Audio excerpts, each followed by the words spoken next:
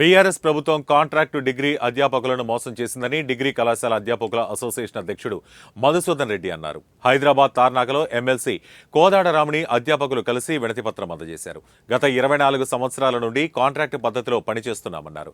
అలాంటి మమ్మల్ని రెగ్యులర్ చేస్తానని హామీ ఇచ్చిన గత బీఆర్ఎస్ ప్రభుత్వం రెగ్యులైజ్ చేయకుండా మోసం చేసిందని ఆవేదన వ్యక్తం చేశారు.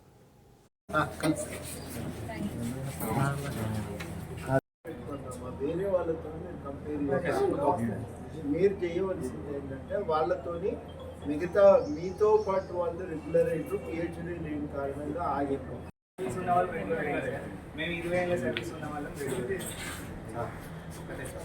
ఇంతకుముందు 3 కాలేజీలకి ఎటువంటి కండిషన్ లేకుండా చేసి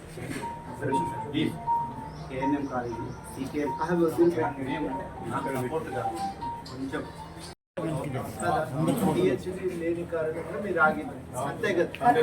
వాళ్ళతో పాటు మీరు రెగ్యులరైజ్ అయ్యేటోళ్ళు. ఇప్పుడు మీరు అనేది ఏంటంటే రిలాక్సేషన్ ఇచ్చి మమ్మల్ని చేయండి.